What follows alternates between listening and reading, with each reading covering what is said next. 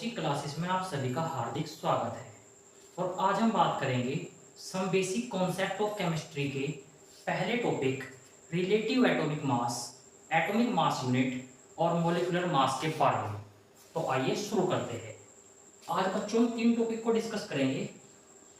पहला है हमारा रिलेटिव एटॉमिक मास।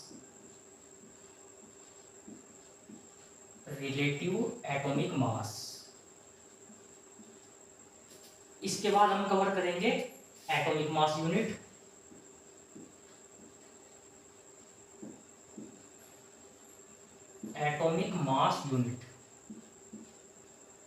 और तीसरे नंबर पर कवर करेंगे हम एटॉमिक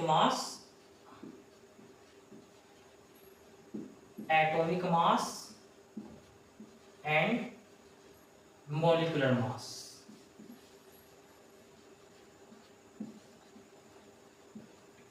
तो बच्चों पहला टॉपिक है रिलेटिव एटॉमिक मास, दूसरा है एटॉमिक मास यूनिट और तीसरा है हमारा atomic mass and molecular mass. तो आइए शुरू करते हैं।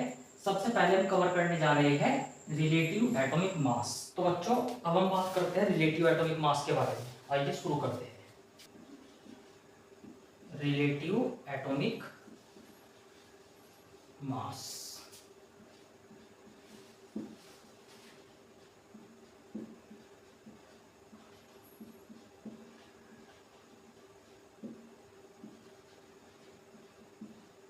शॉर्ट फॉर्म में हम इसको राम भी लिख सकते हैं। बच्चों सबसे पहले रिलेटिव एटॉमिक मास के बारे में हम जो किताबी लैंग्वेज में जो वहां पे डेफिनेशंस दी गई है उसके बारे में हम डिस्कस करते हैं कि बुक्स के अंदर क्या दिया गया है रिलेटिव एटॉमिक मास के बारे में। शॉर्ट फॉर्म में हम राम ही लिख देते हैं इसको। तो रिलेटिव एटॉमिक मास क्या होता है? Mass of one atom of that substance,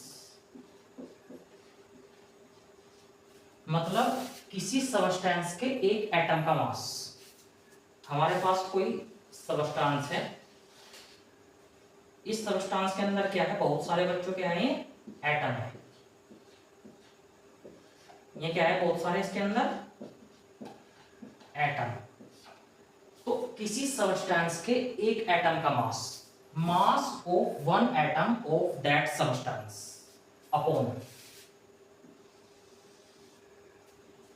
mass of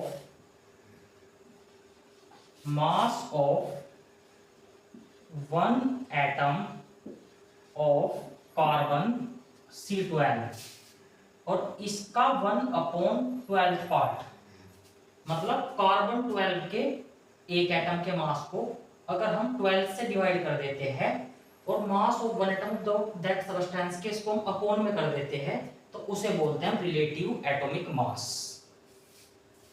बच्चों इसके बारे में बात करते हैं। किसी एक एटम के सबस्टेंस का मास, किसी एक एटम के सबस्टेंस के मास को कौन डिसाइड करता है? एक एटम के अंदर क्या होते हैं? हमारे पास क्या है? कोई एक एटम है। इस एटम के अंदर बीच में क्या होता है? न्यूक्लियस। इस एटम के बीच में क्या होता है बच्चों? न्यूक्लियस होता है।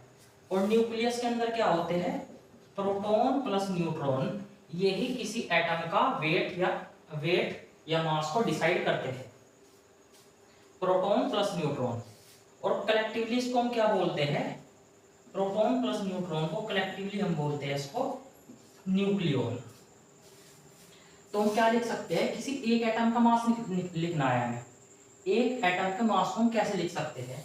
उसके अंदर टोटल नंबर ऑफ न्यूक्लियॉन कितने हैं, मतलब उसके अंदर प्रोटॉन प्लस न्यूट्रॉन कितने हैं, वो उस एक एटम का क्या हो जाएगा? मास हो जाएगा। तो हम इस लाइन को ऐसा लिख सकते हैं, मास of one atom of that substance को लिख सकते हैं हम mass of total number of nucleons. Total number of मतलब उसके अंदर टोटल नंबर ऑफ न्यूक्लियॉन्स कितने हैं? Mass of total number of nucleon of that atom. तो वो क्या हो जाएगा, उस एटम का क्या हो जाएगा, वो मास हो जाएगा अपॉन 1/12 इंटू, हमें कार्बन 12 के एक एटम का मास निकालना है। कार्बन 12 के क्या निकालना है, एक एटम का मास निकालना है। हमारे पास क्या है, कार्बन 6C12 है, हमें इसके एक एटम का मास चाहिए। तो हम कैसे निकाल सकते हैं, ऐसे लिख सकते हैं हम, टोटल नंबर ऑफ न्यूक्लियॉन्स, मतलब इसके अंदर कितने न्यूक्लियॉन्स हैं, टोटल नंबर ऑफ न्यूक्लियॉन्स कितने हैं इसके अंदर, 12। बच्चों प्रोटॉन कितने हैं इसके अंदर, 6। न्यूट्रॉन भी कितने हैं इसके अंदर, 6। तो टोटल नंबर ऑफ न्यूक्लियॉन्स कितने होंगे, 12। तो total number of nucleons into mass of one nucleons, mass of one nucleon. और इसको हम और सिंप्लीफाई कैसे कर सकते हैं, टोटल नंबर ऑफ न्यूक्लियॉन्स, इसको ऐसे लिख सकते हैं हम, total number of nucleons into mass of one nucleon, ऐसे लिख सकते हैं हम इसको। टोटल नंबर ऑफ न्यूक्लियॉन्स को हम ऐसे लिख सकते हैं, total number of nucleons into mass of one nucleons, इससे कोई फर्क तो नहीं पड़ेगा, upon 1/12। Total number of nucleons कितने हैं बच्चों इसके अंदर, 12 है, into mass of one nucleons, mass of one nucleon, mass of one nucleon of carbon C12, यहां पे भी लिख सकते हैं कार्बन C12। अब आपको यहां पर एक बात बताना चाहते हैं कि किसी कार्बन के एक न्यूक्लियॉन का मास, न्यूक्लियॉन मतलब प्रोटॉन में न्यूट्रॉन का मास, ये तो होता है न्यूक्लियॉन का मतलब प्रोटॉन प्लस न्यूट्रॉन। अब प्रोटॉन प्लस न्यूट्रॉन जो न्यूक्लियॉन है, चाहे वो कार्बन का हो, चाहे वो नाइट्रोजन का हो, चाहे वो हाइड्रोजन का हो, चाहे वो पोटेशियम का हो, रुबिडियम का हो, सीजियम का हो, फ्रेंजियम का हो, किसी का भी हमारे पास न्यूक्लियॉन होता है, तो उस न्यूक्लियॉन का मास क्या होता है, न्यूक्लियॉन का मास क्या होगा, सेम होगा। न्यूक्लियॉन किसी का भी हो उससे फर्क नहीं पड़ता। हमें मास डिफरेंट डिफरेंट क्यों दिखाई देते हैं, क्योंकि उनके अंदर क्या होता है, न्यूक्लियॉन्स का नंबर डिफरेंट डिफरेंट होता है, पर एक न्यूक्लियॉन्स का जो मास होता है वो सेम होता है। तो न्यूक्लियॉन चाहे कार्बन का हो या इस सबस्टेंस के किसी एक एटम का न्यूक्लियॉन हो, तो उसका मास क्या होगा, सेम। तो इससे क्या हो जाएगा, कैंसिल आउट हो जाएगा और 12 से 12 कट जाएगा। अब हमारे पास क्या बचा, केवल टोटल नंबर ऑफ न्यूक्लियॉन। तो नाम किसके इक्वल हो गया हमारा, total number of nucleon, total number of nucleon ये किसके बराबर हो गया हमारा, राम के बराबर हो गया। तो अब से आपको क्या याद रखना है, रिलेटिव एटॉमिक मास का मतलब क्या होता है, टोटल नंबर ऑफ न्यूक्लियॉन को हम क्या बोलते हैं, रिलेटिव एटॉमिक मास बोलते हैं। इसको हम एक बार फिर कवर करते हैं बच्चों। रिलेटिव एटॉमिक मास क्या होता है, रिलेटिव एटॉमिक मास होता है मास of one atom of that substance, किसी सबस्टेंस के एक एटम का मास। इस सबस्टेंस के अंदर बहुत सारे क्या हैं, एटम है, ये कोई सबस्टेंस है, इस सबस्टेंस के अंदर ये बहुत सारे क्या है बच्चों, एटम है। इसमें किसी एक एटम का क्या लेना है, हमें मास लेना है, upon mass of one atom of carbon C12 के 1/12 हिस्से का जो रेशो आता है उसे बोलते हैं हम राम। अब इसके अंदर क्या है, एक एटम के अंदर क्या होते हैं, प्रोटॉन प्लस न्यूट्रॉन होते हैं। एक एटम के अंदर प्रोटॉन प्लस न्यूट्रॉन होते हैं जिन्हें हम क्या बोलते हैं, न्यूक्लियॉन्स बोलते हैं। तो mass of total number of nucleons in that atom, इस एक एटम के अंदर, इस एक एटम के अंदर जो न्यूक्लियॉन्स होते हैं उसका मास ले लेंगे हम, अपॉन 1/12। कार्बन 12 के अंदर कितने न्यूक्लियॉन होते हैं? 12 न्यूक्लियॉन होते हैं। Total number of nucleon into mass of 1 nucleon. 12 से 12 हमारा कट गया और मास ऑफ 1 न्यूक्लियॉन से मास ऑफ 1 न्यूक्लियॉन हमारा कैंसिल आउट हो जाएगा। तो क्या बचेगा हमारा? टोटल नंबर ऑफ न्यूक्लियॉन हमारा बचेगा। तो राम का क्या मतलब होगा? रिलेटिव एटॉमिक मास का मतलब है टोटल नंबर ऑफ न्यूक्लियॉन।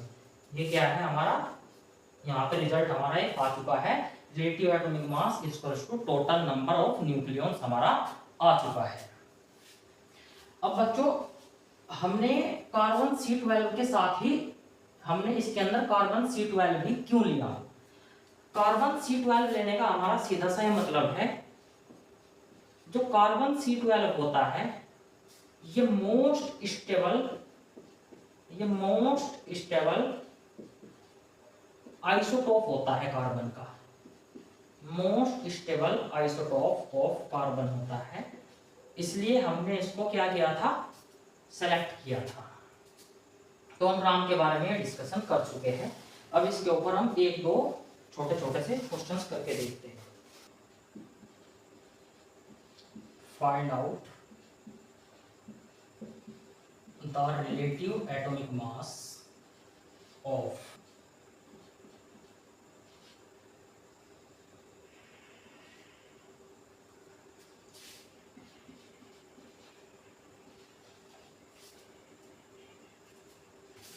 बच्चों हमारी स्क्रीन पर एक क्वेश्चन है, हम पूछना चाह रहे हैं आपसे कि इसका रिलेटिव एटॉमिक मास क्या होगा? हाइड्रोजन का, नाइट्रोजन का, ऑक्सीजन का, कार्बन का, नाइट्रोजन का, कैल्शियम का, इनका रिलेटिव एटॉमिक मास क्या होगा? हमने अभी आपको क्या बताया? रिलेटिव एटॉमिक मास के अंदर हमें क्या याद रखना है? Relative atomic mass equals to total number of nucleons. अगर कहीं हम रिलेटिव एटॉमिक मास की बात कर रहे हैं, relative atomic mass equals to total number of nucleons। तो इसके आधार पर आप इस क्वेश्चन को, अब इन क्वेश्चंस को हल कर सकते हैं। हाइड्रोजन, हाइड्रोजन के अंदर कितने प्रोटॉन होते हैं? हाइड्रोजन के अंदर प्रोटॉन होते हैं बच्चों एक। न्यूट्रॉन कितना होता है? 0। प्रोटॉन इसके हिसाब से डिसाइड कर सकते हैं, जो इसका एटॉमिक नंबर है प्रोटॉन 1, न्यूट्रॉन कितना हो जाएगा? 1 - 1, इसमें से 1 - 1 कितना हो गया? 0। तो न्यूट्रॉन कितना हो गया हमारा? 0। तो न्यूक्लियॉन्स कितने आ जाएंगे? Proton plus neutron 1 + 0 = 1। अब नाइट्रोजन के बारे में बात करते हैं। इसके अंदर प्रोटॉन कितने हैं बच्चों? प्रोटॉन है इसके अंदर 7। और न्यूट्रॉन कितने हैं इसके अंदर? न्यूट्रॉन कितने हैं? न्यूट्रॉन भी इसके अंदर कितने हैं? 14 - 7 = 7। तो न्यूट्रॉन भी 7 है, तो कितना आ जाएगा? 14। ऑक्सीजन की बात कर लेते हैं, 8 और 16। प्रोटॉन 8, न्यूट्रॉन 8, तो हमारा कितना आ जाएगा? 16। तो टोटल नंबर ऑफ न्यूक्लियॉन्स को क्या बोलते हैं हम? इसका रिलेटिव एटॉमिक मास। तो कार्बन का क्या हो जाएगा हमारा? 12, सोडियम का 23, कैल्शियम का हमारा 40। ये क्या हो गया हमारा? रिलेटिव एटॉमिक मास। अब हम आगे बढ़ते हैं। हमारा रिलेटिव एटॉमिक मास का डिस्कशन पूरा हो चुका है। अब हम बात करते हैं एटॉमिक मास यूनिट के बारे में। एएमयू क्या होता है वो जान लेते हैं। एएमयू ये होता है atomic mass unit. Atomic mass unit AMU. अब जिस तरह मैंने नाम के बारे में लिखा था इसी तरह ये इसके अंदर भी लिखते हैं। एएमयू क्या होता है? AMU होता है 1/12 of mass of one atom of carbon C12। Carbon C12 के एक एटम के मास को अगर हम 12 से भाग कर देंगे तो हमारी जो वैल्यू आती है उसे बोलते हैं हम एटॉमिक मास यूनिट। तो अब इसके अंदर भी हम सेम प्रोसेस अप्लाई करेंगे। 1/12 into mass of one atom को क्या लिख सकते हैं, मास ऑफ वन एटम, ये हो जाएगा total number of nucleons into, एक एटम के मास को कैसे लिखेंगे हम, total number of nucleons into mass of one nucleons, mass of one nucleon, total number of nucleon into mass of one nucleon, ये क्या हो गया हमारा, मास of one atom of carbon C12। Total number of nucleons कितने हैं carbon के अंदर, इसके अंदर 12 हमारे क्या है, total number of nucleons into mass of one nucleon.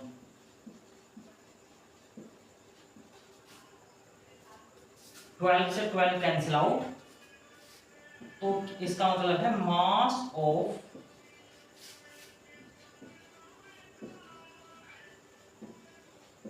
One nucleon. तो मास ऑफ वन न्यूक्लियॉन को क्या बोलते हैं हम, AMU, और इसे दूसरा हम क्या बोलते हैं, इसको हम U से भी रिप्रेजेंट करते हैं। U का मतलब होता है यूनिफाइड मास।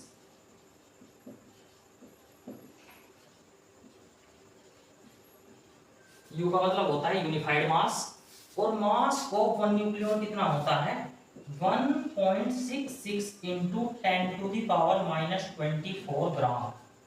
इसको बोलते हैं हम AMU।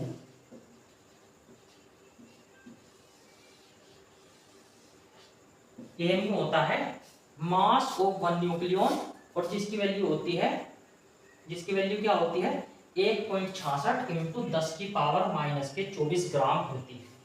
तो AMU के बारे में एक बार फिर जान लेते हैं। AMU क्या होता है, मास of one atom of carbon C12 को अगर हम 12 से क्या कर देंगे, डिवाइड कर देंगे, तो जो वैल्यू आती है उसे बोलते हैं हम atomic mass unit. 1/12 into total number of nucleons into mass of one nucleons. Total number of nucleons कितने होते हैं, C612 के अंदर कितने न्यूक्लियॉन है इसके अंदर, प्रोटॉन 6, न्यूट्रॉन भी 6, तो न्यूक्लियन हो गए इसके अंदर 12। न्यूक्लियन क्या होते हैं, proton plus neutron, proton plus neutron, ये क्या हो गया हमारा न्यूक्लियन। तो टोटल नंबर ऑफ न्यूक्लियन हो गए हमारे 12 into mass of one nucleon. 12 से 12 हमारा कैंसिल आउट हो जाएगा, तो क्या बचेगा, मास ऑफ वन न्यूक्लियन, और मास ऑफ वन न्यूक्लियन की जो वैल्यू होती है वो होती है 1.66 इंटू 10⁻⁻24, और इसको हम U से भी रिप्रेजेंट करते हैं, जिसका मतलब होता है U यूनिफाइड मास। इसका दूसरा क्या मतलब होता है, यूनिफाइड मास इसका मतलब होता है।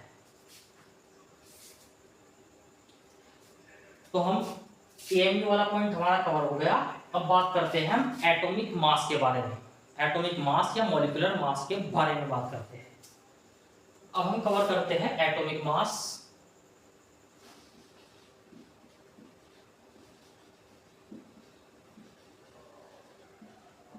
एटॉमिक मास और molecular mass.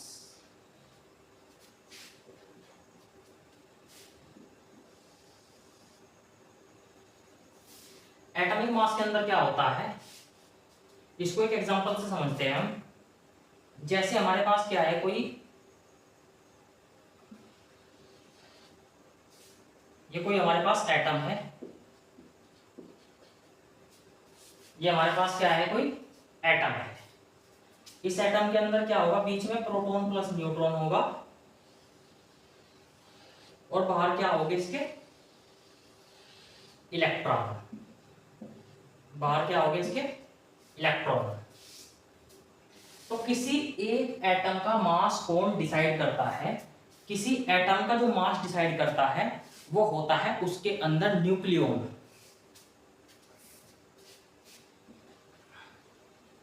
Mass of one atom, mass of one atom is decided by total number of nucleons. तो किसी एक एटम के मास को कौन डिसाइड कर रहा है, टोटल नंबर ऑफ न्यूक्लियॉन्स। तो हम कैसे लिख सकते हैं एटॉमिक मास को,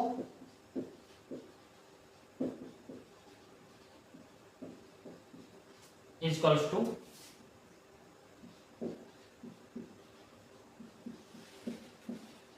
total number of nucleon into mass of one nucleon.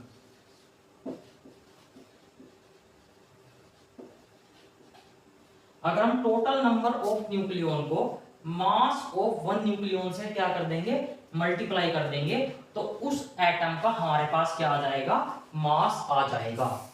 अगर हम कार्बन की बात कर लेते हैं 6C12, तो इसके अंदर हमारे कितने न्यूक्लियॉन है, इसके अंदर हमारे न्यूक्लियॉन है 12 into mass of one nucleon को हम क्या लिख सकते हैं, एक न्यूक्लियॉन का मास क्या होता है, 1 AMU के बराबर होता है। अगर हम इसको ग्राम में कन्वर्ट करना चाहते हैं, 12 इंटू 1.66 इंटू 10⁻⁻24 ग्राम, तो हम ग्राम में भी इसको निकाल सकते हैं। अगर हम नाइट्रोजन की बात करें, नाइट्रोजन की बात करते हैं 7N14, तो इस एटम का मास कितना हो जाएगा, हमारे पास एटम क्या है, नाइट्रोजन है, इस एटम का मास लिखना है हमें, तो ये हो जाएगा 14 AMU, 14 AMU इसका मास हो जाएगा। और अगर हम इसको निकालना है ग्राम में, तो ये हो जाएगा 14 इंटू 1.66 इंटू 10⁻⁻24 ग्राम। इसी प्रकार से अगर हम ऑक्सीजन का निकालना चाहें 8O16, अगर हम इसका एटॉमिक मास निकालना चाहते हैं तो क्या हो जाएगा 16 AMU, ये हो जाएगा हमारा 16 AMU, और क्या लिख सकते हैं 16 इंटू 1.66 इंटू 10⁻⁻24 ग्राम। अब आप एक सवाल ये करके दिखाइए, कैल्शियम का एटॉमिक मास ग्राम में कितना होता है, कैल्शियम का एटॉमिक मास, एटॉमिक मास ग्राम में कितना होता है, वीडियो पॉज कीजिए और इसको अटेम्प्ट कीजिए। तो आइए हम शुरू करते हैं। कैल्शियम के अंदर क्या होता है 20Ca40, ये हो गया हमारा, तो हम इसको ऐसे लिख सकते हैं 40 AMU, 40 हमारा क्या होगा AMU, और ग्राम में कितना हो जाएगा ये 40 इंटू 1.66 इंटू 10⁻⁻24 ग्राम आंसर। तो जो भी हमारा एटम, जो भी हमें एटम दिया गया है उसके एटॉमिक मास, जो उसका एटॉमिक मास होता है उसके आगे AMU लगा दीजिए। अगर हम उसके ग्राम में निकालना है तो 1.66 इंटू 10⁻⁻24 से उसको क्या कर देंगे, हम गुना कर देंगे, मल्टीप्लाई कर देंगे, तो जो वैल्यू आ जाएगी वो हमारी ग्राम में आ जाएगी। तो हमने क्या बात करी, एटॉमिक मास क्या होता है, एटॉमिक मास डिसाइड होता है टोटल नंबर ऑफ न्यूक्लियॉन से। तो एटॉमिक मास क्या होता है, total number of nucleons into mass of one nucleon अगर हम कर देंगे तो उस एटम का एटॉमिक मास आ जाएगा। तो ये हो गया हमारा, हम कार्बन के बारे में बात कर रहे हैं। कार्बन के अंदर न्यूक्लियॉन कितने हैं, 12, और एक न्यूक्लियॉन का मास क्या होता है, एएमयू। तो ये हो गया हमारा 12 एएमयू। 12 अगर ग्राम में चेंज करना है 1.66 into 10 to the power minus 24। Last slide में हमने आपको पढ़ाया है एक एएमयू बराबर 1.66 into 10 to the power minus के 24 ग्राम। तो ये हो जाएगा हमारा 12 into 1.66 into 10 to the power minus के 24 ग्राम। ऑक्सीजन के बारे में हम बात करते हैं। ऑक्सीजन का कितना हो जाएगा एटॉमिक मास, 16 एएमयू, और ग्राम में 16 into 1.66 into 10 to the power minus के 24 ग्राम। इसी तरह नाइट्रोजन का है 14 एएमयू, और गुना कर देंगे आगे। कैल्शियम में भी ऐसे ही है 14 एएमयू, और एएमयू को हम रिप्लेस कर देंगे 1.66 into 10 to the power minus के 24 से हम इसको क्या कर देंगे, रिप्लेस कर देंगे। अब ये तो बात हो गई एटम की। अगर हम कोई मॉलिक्यूल ले, जैसे कि कोई मॉलिक्यूल लिया हमने, मॉलिक्यूल लिया हमने वाटर। वाटर क्या है, मॉलिक्यूल है। तो इसके अंदर कितने हो जाएगा, सबसे पहले इसका एटॉमिक मास, मॉलिक्यूलर मास निकाल लेते हैं। 2 इंटू 1 प्लस 16, 18 आ गया है, 18 एएमयू। तो इसका मॉलिक्यूलर मास कितना आ जाएगा, 18 एएमयू। ये क्या है इसका molecular mass.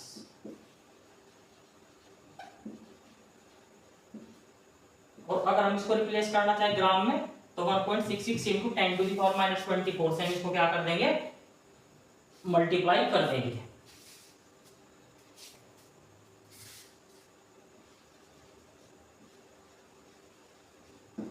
Calculate atomic mass और मॉलिक्यूलर मास इन ग्राम। तो पहला क्या रखा है हमारे पास, सोडियम। दूसरा है फास्फोरस। तीसरा है हमारे पास मैग्नीशियम।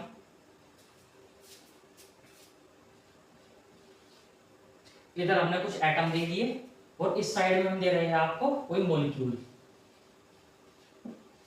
जैसे calcium carbonate number 5,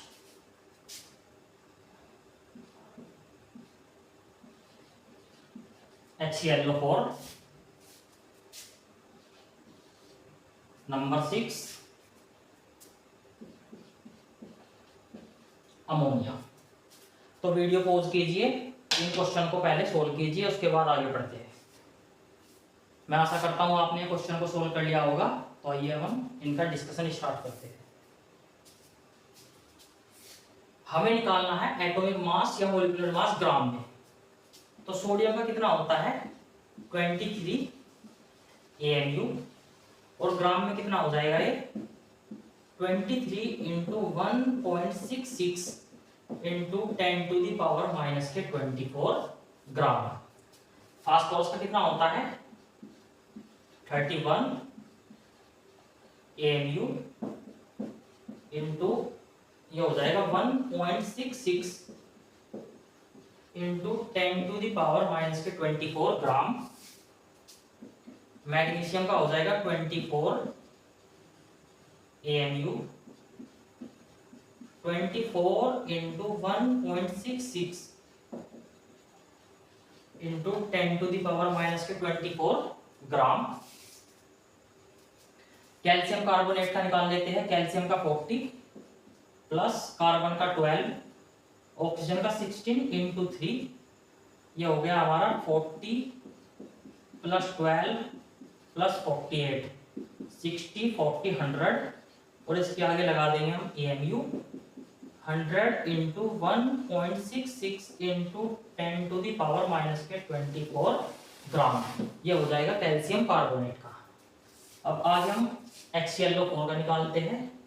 1 into 35.5, 16 into 4, तो ये हो जाएगा हमारा 64 इंटू 36.5, 100.5 AMU, और ग्राम में कितना हो जाएगा ये 100.55 इंटू 1.66 इंटू 10⁻⁻24 ग्राम।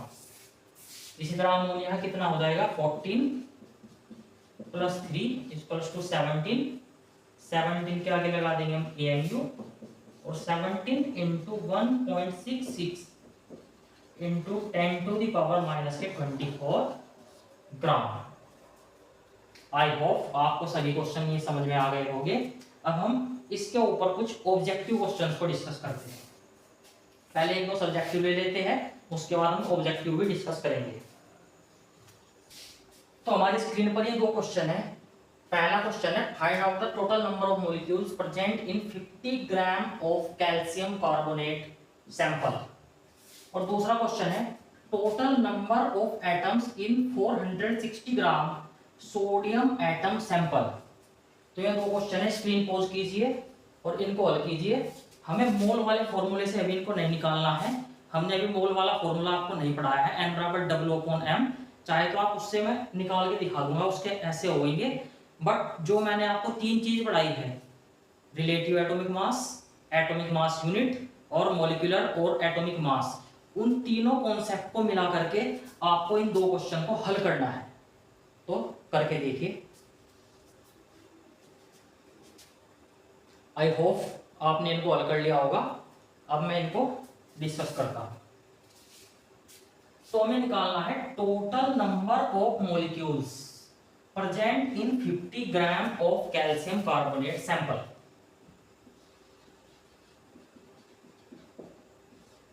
तो हमें टोटल नंबर ऑफ मॉलिक्यूल्स बताने हैं बच्चों।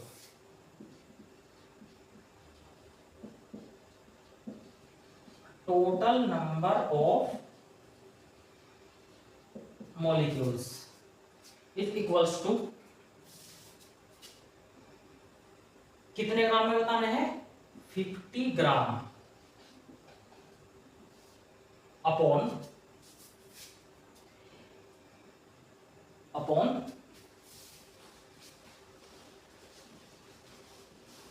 एक कैल्शियम कार्बोनेट का मास कितना होता है। एक कैल्शियम कार्बोनेट का मास होता है बच्चों 100। अभी हमने आपको कैलकुलेट करके दिखाया था 40 + 12 इंटू 16 3 जा 48, ये हो गया हमारा 100। तो एक का मास कितना हो जाएगा 100 AMU। तो 50 ग्राम के अंदर कितना होगा, 50 ग्राम को 100 AMU से आप डिवाइड कर दो, तो जो वैल्यू आएगी वो टोटल नंबर ऑफ मॉलिक्यूल्स आ जाएगी। अब हम AMU से ग्राम को भाग नहीं दे सकते, पहले दोनों यूनिट को एक में कन्वर्ट हमें करना पड़ेगा। तो एक AMU बराबर क्या होता है, एक AMU बराबर होता है 1.66 इंटू 10⁻⁻24 ग्राम। तो ग्राम से ग्राम हमारा क्या हो सकता है, कैंसिल आउट हो सकता है, और 50 2 जा 100, यह आ गया हमारा 1/2, और 1.66 इंटू 10⁻⁻24। अगर हमारे पास ऐसा कुछ है 1.66 इंटू 10⁻⁻24, तो इसे लिख सकते हैं हम Na के बराबर 6.02 इंटू 10⁻23। इसे ही बोलते हैं हम एवोगैड्रो नंबर।